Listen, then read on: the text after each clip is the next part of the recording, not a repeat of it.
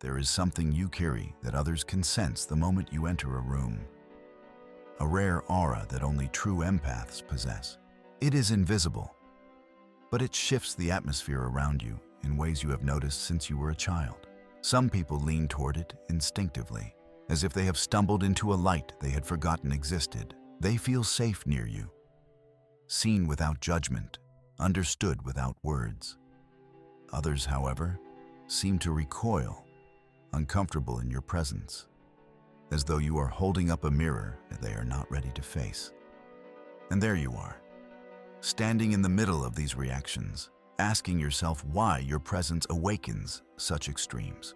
Why is it that some people cling to you for comfort, while others push you away with hostility? Why do you so often feel as though you are carrying emotions that don't even belong to you? Carl Jung once wrote, "The privilege of a lifetime is to become who you truly are." But for those who carry this rare empathic frequency, that privilege has often felt like a curse. Because being who you truly are means sensing what others cannot bear to feel. It means walking into a room and immediately recognizing the tension no one is naming. It means noticing the grief hidden behind the brightest smiles, the rage buried beneath polite conversations, the fear that hangs in the silence. Your aura makes you magnetic. People feel something in you that they cannot explain, but that same magnetism makes you vulnerable. Because it doesn't only draw in those who are ready to grow, it also attracts those who would rather drain your energy to avoid facing their own pain. I know this experience. I know what it's like to question whether your sensitivity is a blessing or a wound you will carry forever. I know what it feels like to wake up heavy with emotions that don't seem to belong to you, to feel exhausted not from what you have done, but from what you have absorbed. And I know how easy it is to begin thinking that perhaps there is something wrong with you, that you are simply too much, too fragile for this world.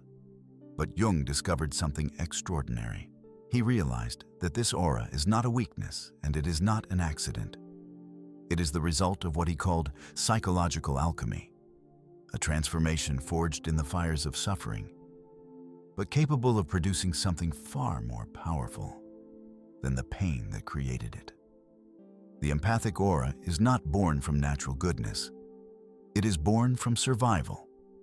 It is the child who has to learn to read the smallest shifts in a parent's face to stay safe. It is the adolescent who learned to anticipate emotional storms before they arrived. It is the adult who became so attuned to the inner worlds of others that their nervous system itself was reshaped. What feels like a burden now began as an adaptation, your body and psyche rewriting themselves in order to protect you. And that is why this aura is so rare. It is not the result of chance. It is the product of pain transmuted into perception. Jung understood that true empaths radiate what he called the wounded healer frequency. This frequency is not softness for the sake of softness. It is not kindness without cost. It is the energy signature of someone who has suffered deeply but refused to be broken. It is the vibration of someone who has transformed wounds into wisdom, scars into strength, sensitivity into survival. But there is a danger hidden here. Jung warned that if this frequency remains unconscious, it can become destructive. Without awareness, your aura can act like a beacon for those who are desperate to be healed but unwilling to heal themselves. It can draw in energy vampires who will consume your light without ever giving back. And worse, it can slowly consume you from within, leaving you hollow, drained, uncertain of where you end and others begin. This is the truth few dare to speak. Your empathic aura is not simply a gift you were born with. It is a survival mechanism that has been shaped, refined, and elevated into something sacred. And like all sacred things, it demands understanding.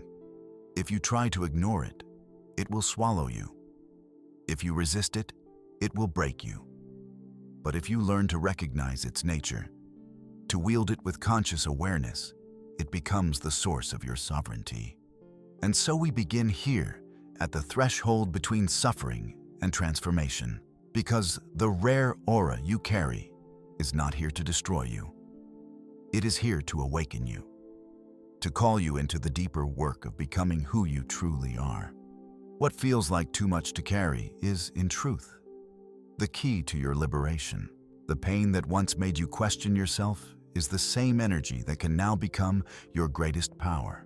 And the frequency that has drawn both healers and destroyers into your life is the same frequency that can now guide you into sovereignty. This is the hidden gift Jung left us. Not just the recognition of suffering, but the map for transformation. And if you'll walk with me, I will show you how to follow that map.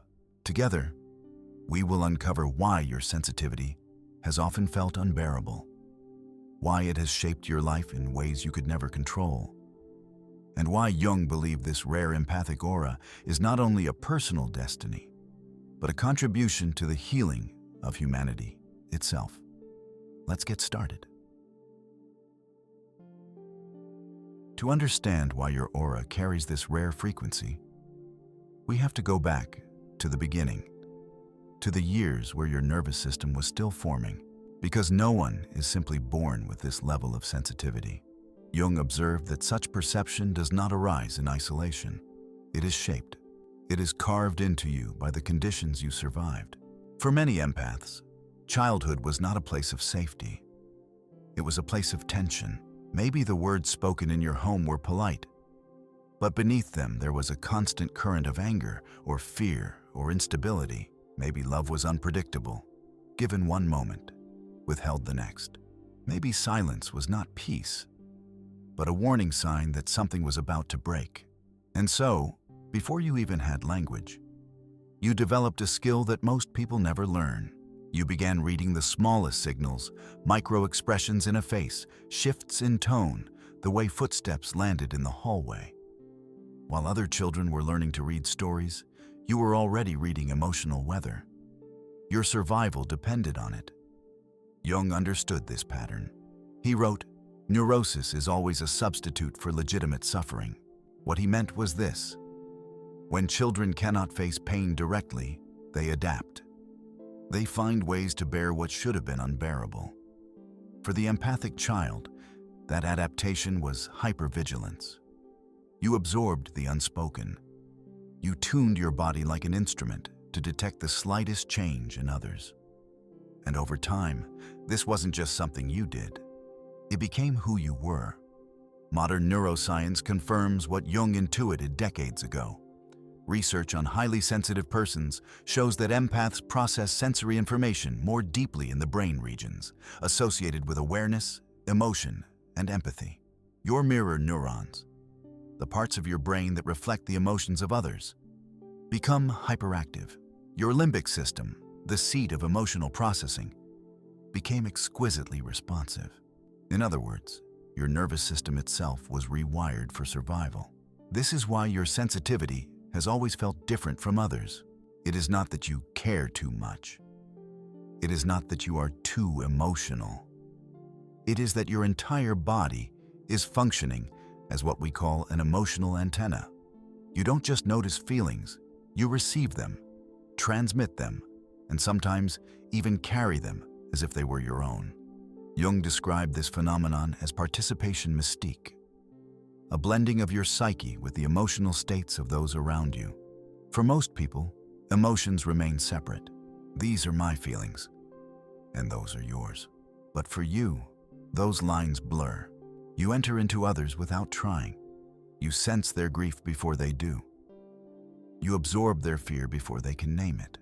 At first, this adaptation kept you safe. It allowed you to predict emotional storms before they struck. It allowed you to anticipate danger, to prepare yourself for the chaos that others didn't even see coming. But what once protected you began to cost you. Because over time, the emotional radar that saved you in childhood became the reason you struggled in adulthood. Think about how this has shown up in your life. How often have you entered a room and immediately felt drained, even though nothing was said?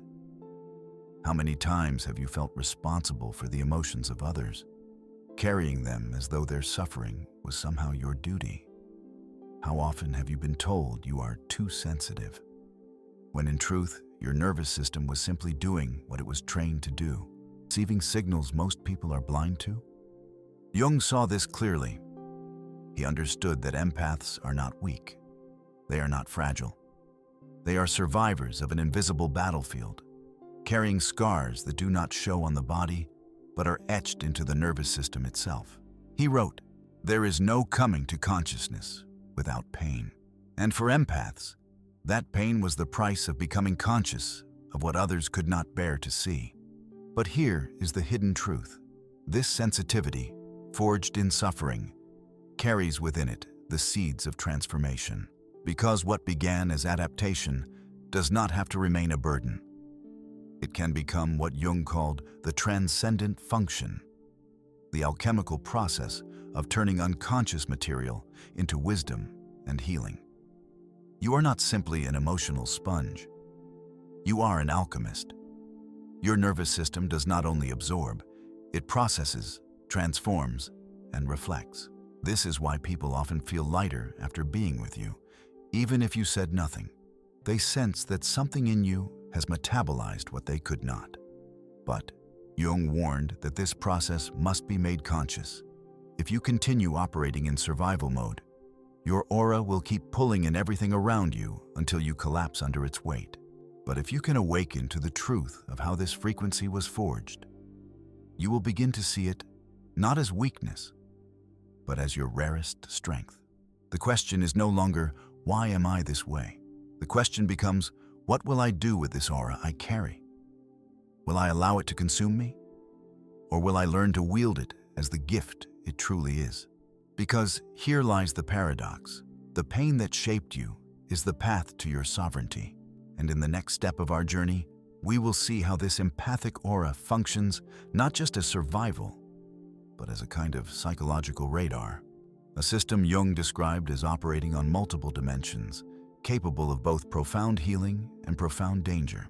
If this content is making sense to you, click the subscribe button and subscribe to the channel. Thank you for your support. Your empathic aura is not passive. It is not just a fragile openness that allows feelings to seep in. Jung discovered that it operates like a living system, a psychological radar that constantly scans, absorbs, and transforms the unseen energies in every environment you enter. Think about it. How many times have you walked into a room and immediately sensed what no one else acknowledged? The tension between two people pretending to be polite, the grief hidden behind the mask of a smile, the suppressed anger vibrating in someone's silence. You didn't guess these things. You felt them. Your aura picked them up long before words revealed the truth.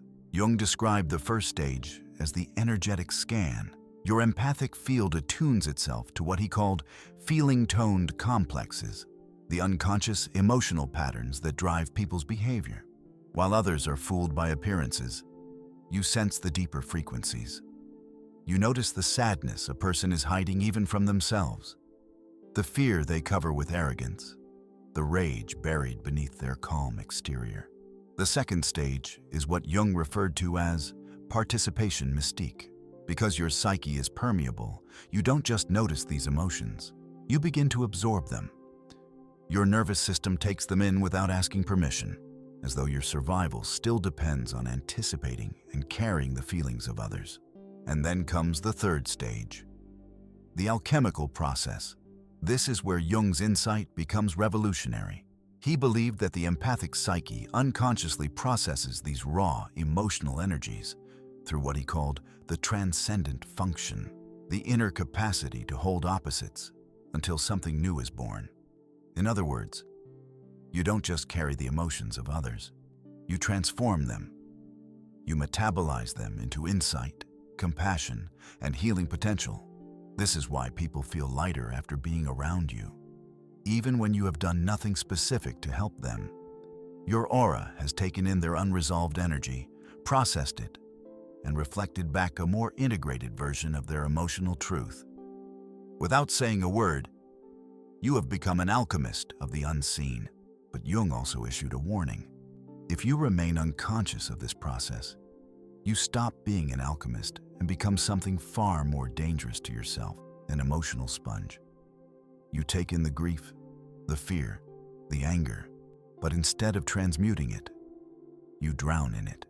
The gift that could make you sovereign becomes the weight that breaks you.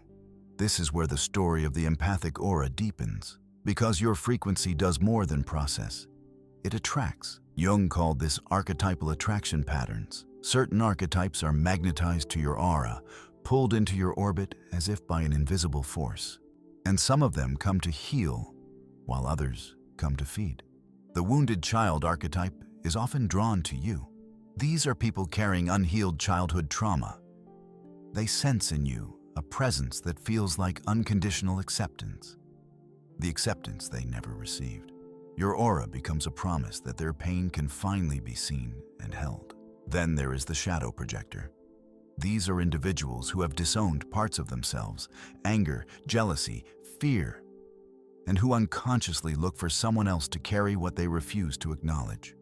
Your aura becomes their repository. Their pain becomes your burden. And then, the most dangerous of all, the energy vampire. Jung described them as psychological parasites. These are people whose empathic development was stunted. They cannot generate the energy they need, so they survive by feeding on others. Your aura feels to them like a feast. They attach themselves to you, not out of malice, but out of desperation, draining your vitality until you are left empty. But not all attraction is destructive. Jung also noted that the empathic aura draws positive archetypes. The conscious seeker, for instance. These are people committed to their own inner work. They don't come to take. They come to resonate, to grow, to co-evolve. Being around them feels like recognition, not depletion. And then there is the authentic self. Those who are ready to embrace their full humanity sense your aura as permission.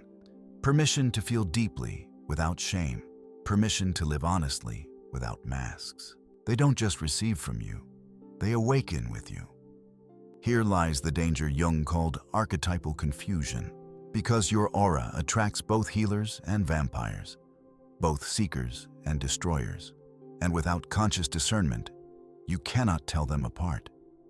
You give yourself to those who feed, and in the process, you are left wondering why you are so exhausted, why the relationships you pour into so often leave you drained rather than renewed. Have you noticed this pattern in your own life? The paradox of attracting people who are deeply spiritual alongside people who are deeply troubled? The experience of being cherished by some and consumed by others? That is not a coincidence. It is the magnetism of your aura, pulling in both light and shadow with equal force. Jung called this the wounded healer constellation. It is why your empathic aura carries both the capacity for profound healing and the vulnerability of being consumed. You are not cursed. You are not broken. You are carrying a field that activates what is hidden in others, for better or for worse. And this is the truth you must face. Your aura is not neutral. It is catalytic. It awakens what lies dormant. It brings light to the surface and shadow into the open. Some people will thank you for it. Others will resent you for it. But in either case, you are not imagining it. The rare aura you carry truly does shape the lives of those who come near you. Which means the question becomes urgent. How do you protect yourself from those who come only to take? How do you continue to shine without being consumed? In the next part of our journey, we will follow Jung deeper into this mystery, as he reveals why the empathic aura is not just personal, but collective, and how understanding this truth is the key to shifting from wounded healer to sovereign healer.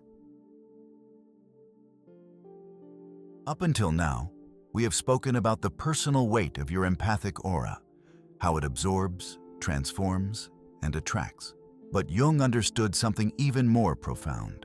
He realized that empaths are not only entangled with individual emotions, they are tuned into the collective unconscious, the vast psychic field that holds the memories, fears, and desires of humanity itself. This is why you sometimes feel emotions that seem to come from nowhere, why you may wake with a heaviness that has no personal origin, or feel waves of sorrow during a global tragedy you only glimpsed on the news. Jung believed that empaths function as collective antennae. You are tuned not just to the person in front of you, but to the hidden frequencies of entire groups, communities, even nations. It is both a gift and a burden. On one hand, you are able to sense the collective shadow long before it erupts into crisis. Wars, social upheavals, environmental disasters, empaths often feel the tremors before the ground breaks. On the other hand, this connection can overwhelm you. You may find yourself drained by suffering that is not yours, but feels intensely real. Jung called the danger psychic inflation, when the ego confuses itself with collective material and takes on responsibility for wounds that belong to humanity as a whole. This is why your sensitivity cannot remain unconscious. Without discernment, you will drown in oceans of pain that were never meant to be carried by one person. But with awareness, this connection becomes sacred. You begin to see that your role is not to heal the world by yourself, but to model what Jung called conscious feeling, the ability to experience depth without losing center. So how do we make this shift? How do we move from wounded healer frequency into sovereign healer frequency? Jung left us a framework that I call the aura method. The first step is to acknowledge your energetic nature. Most empaths live as though nothing unusual is happening inside of them. They dismiss their exhaustion as weakness, their overwhelm as fragility. Jung insisted that what is unconscious controls us, but what is acknowledged can be transformed. Your empathy is not just emotional, it is energetic. You absorb information through channels most people never access. Once you admit this truth, you stop judging yourself for being too sensitive and begin seeing your perception as the sophisticated form of consciousness it truly is. The second step is to understand your archetypal patterns. Jung believed that we all live through archetypes, but empaths are especially prone to what I call caretaker complexes, the unconscious belief that your worth depends on healing others. Do you feel guilty when you are not helping? Do you attract people who always need fixing? Do you find yourself exhausted by the endless responsibility of holding others' emotions? These are signs that archetypal patterns are operating unconsciously. Jung's solution was active imagination, a process of dialoguing with these inner figures to uncover their origins and transform their expression. The third step is to reclaim your energetic boundaries. Jung taught that boundaries are not rigid walls, they are conscious membranes, structures that let in love while keeping out manipulation. For empaths, boundaries must exist not just in behavior, but in energy. You must learn to sense when your aura is being invaded, when you are carrying more than is yours. And you must practice what Jung called psychological hygiene, rituals of cleansing and renewal that restore you to your authentic frequency. This might mean meditation, time in nature, creative expression, any act that separates your energy from what you have absorbed. And the final step is to activate conscious empathy. This is the transformation that Jung considered the pinnacle of individuation. Conscious empathy means feeling with others without losing yourself in them. It is the ability to witness pain without drowning in it, to hold space without depletion, to offer healing presence by choice rather than compulsion. Jung described it through the transcendent function, the capacity to hold opposites in the psyche until a higher synthesis emerges. You can be both sensitive and strong, both open and protected, both compassionate and boundaried. When you follow these steps, something extraordinary happens. The wounded healer frequency, sensitivity rooted in unhealed pain, begins to shift. Your aura becomes radiant, but also contained. Instead of leaking energy into everyone around you, you begin radiating what Jung called integrated wholeness, and people feel the difference immediately. Those who once drained you no longer find a foothold. Energy vampires sense that your aura no longer carries the signal of availability. Instead, you begin attracting what Jung called individual souls, people who have done their own shadow work and can meet you at your level of consciousness. These relationships are not one-sided. They are mutually nourishing because both people are contributing to the exchange. And perhaps most astonishing of all, healing becomes effortless. Jung observed that sovereign empaths often heal others simply through their presence. No striving, no depletion. Your integrated aura itself becomes a field that awakens wholeness in others. It radiates the possibility of transformation. It demonstrates that wounds can become wisdom, that sensitivity can become sovereignty. This is the shift, from wounded to sovereign, from unconscious to conscious, from drained to radiant. But the journey is not finished, because sovereignty is not the end. Jung believed that when an empath makes this transformation, they step into their true role in the evolution of humanity. And in the final part of our journey, we will see how your rare aura is not just personal. It is collective. It is not just survival. It is destiny. We have walked through the shadows of pain, through the survival patterns etched into your nervous system, through the archetypes drawn to your aura, and into the turning point where awareness transforms sensitivity into sovereignty. And now we arrive at the final truth Jung uncovered about the rare aura carried by true empaths.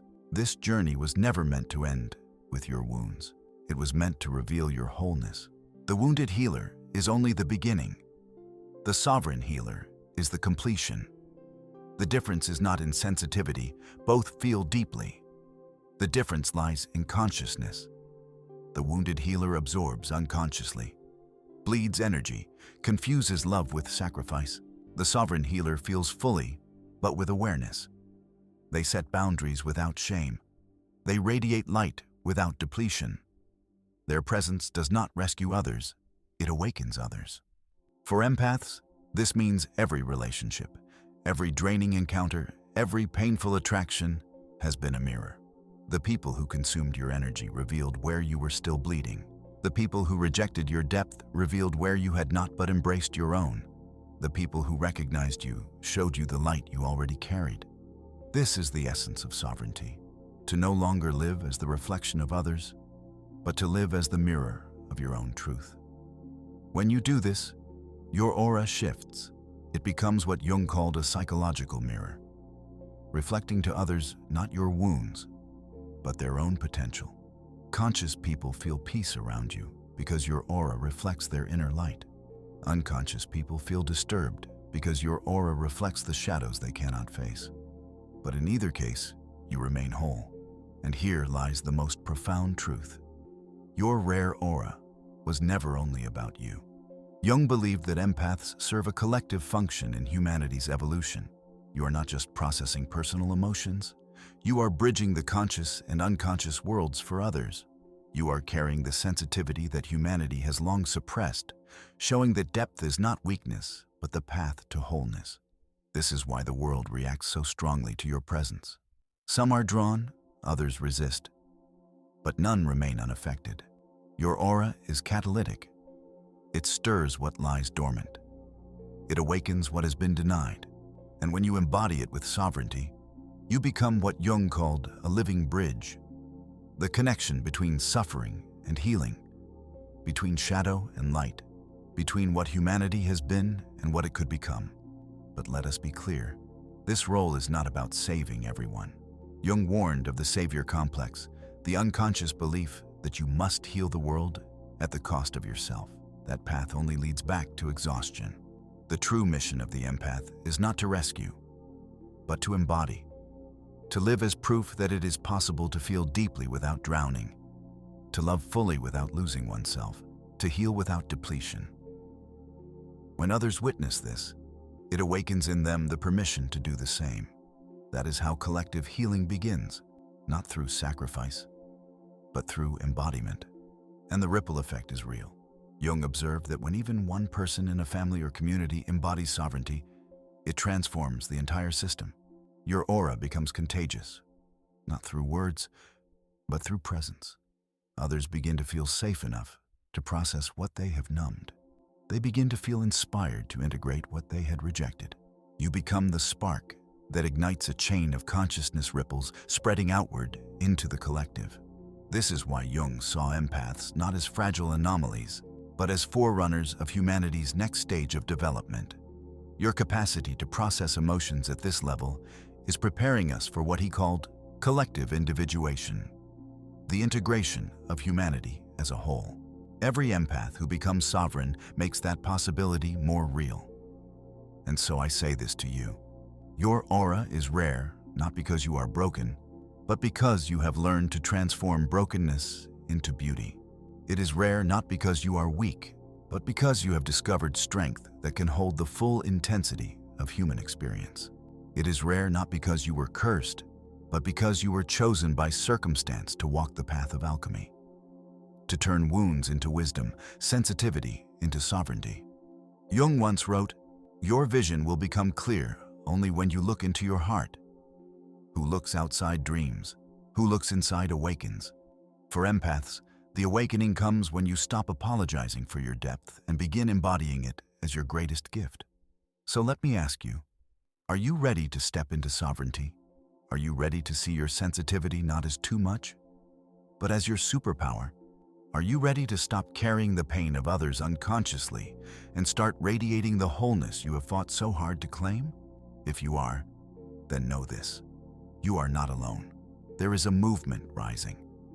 A collective of empaths who are choosing to embody their gifts consciously, to stand as bridges between shadow and light, to carry the rare aura not as burden, but as blessing. When you claim your aura fully, you join this awakening. You contribute not only to your own liberation, but to the evolution of consciousness itself. So if this message touched you, if it made sense, write in the comments, "My sensitivity is my superpower." Share this with someone who needs to understand that their empathy is not a weakness, but a sacred gift. And subscribe, not just to follow a channel, but to walk with us as we continue exploring the depths of empathic mastery. Don't forget to keep watching the next video. It's important much more than you imagine. I'll see you there.